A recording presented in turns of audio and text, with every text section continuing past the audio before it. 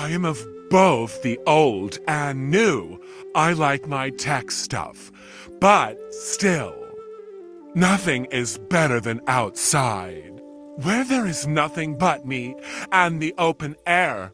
Love thunderstorms, full moons, trees, mountains, or wide open spaces. Then any place where I can find time to be with my two loves, my wife first, and my wolves. I am of Cherokee blood and married in the ancient ways of the first people to an Apache lady, white wolf woman, and have taken the name given to me by her tribe. We have been together many times in past lives and could not be happier. As the elder spirits say, we are more connected than the universe. Together we walk with the creator of all things, and as the elder spirits guide, we design and make beaded items and other handmade things to keep the traditions alive. It is said we all have two wolves within us, one good and kind, one mean and angry.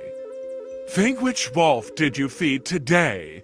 Now, which one will you feed tomorrow? I am moved to include 2 stories by Chief Don George. Wolf Dance! I wanted to give something of my past to my grandson. So I took him into the woods to a quiet spot. Seated at my feet, he listened as I told him of the powers that were given to each creature.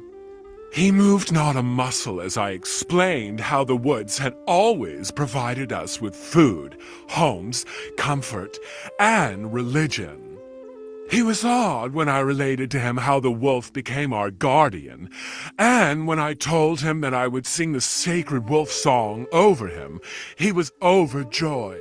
In my song, I appealed to the wolf to come and preside over us while I would perform the wolf ceremony so that the bondage between my grandson and the wolf would be lifelong.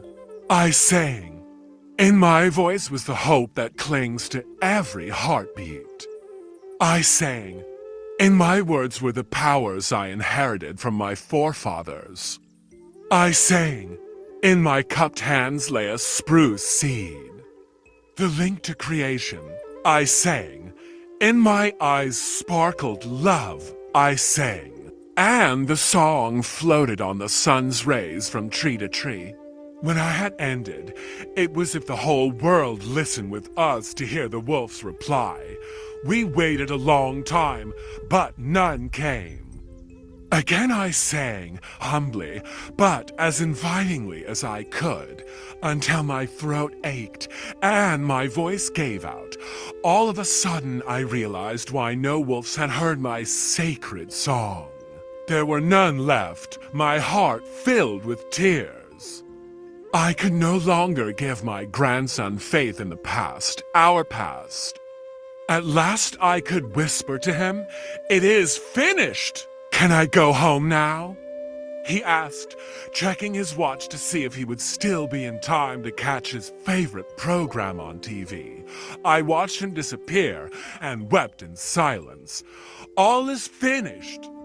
When the chief died, his wife, knowing she was doomed, wrapped her little boy in a cedar blanket and took him as far as she could from the death place and placed him in the bush.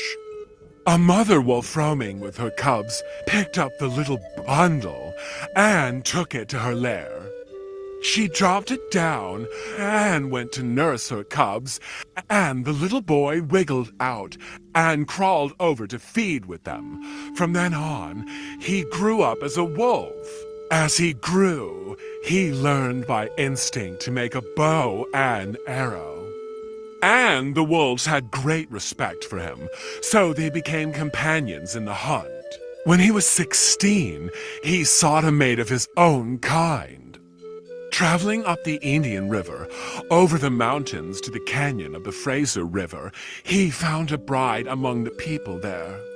They came back to the inlet and started to build a tribe.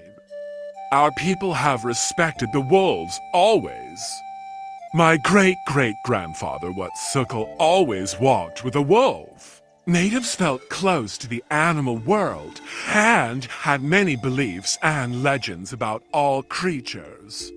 After the Great Flood, a bald eagle appeared and gave fish to the only survivor.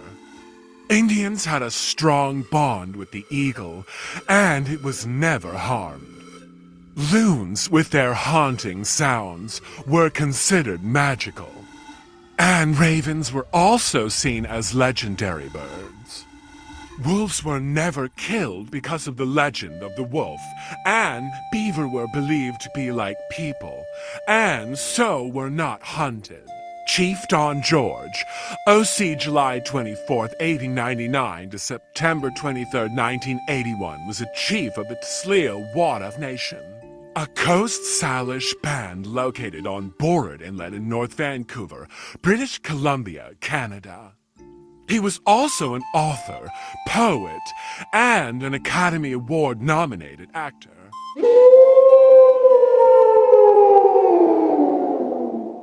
Put this on your page if you support saving the wolves.